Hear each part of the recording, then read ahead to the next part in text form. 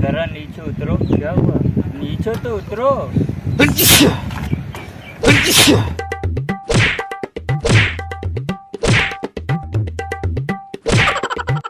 हाँ यार, फिर उर्दू का चीटिंग हुआ? नहीं भाई, अपना मेहनत से तो किया है।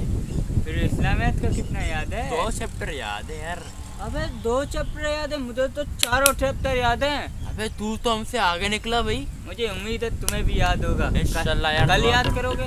नहीं, आज रात को मैं याद कर लूंगा। अबे सही है यार तुम्हारा। और कितना चैप्टर याद है? अरे बस 4 पोर्शन है। 4 पोर्शन में से 2 पोर्शन याद है। एक का तो बड़े बड़े हदीस वगैरह हैं। तो ये इस्लामिक पेपर आधा तो याद हो गया, आधा रात तक याद हो जाएगा। फिर आएगा इंग्लिश जो कि हमको याद है, तकरीबन रिवीजन का जरूरत है।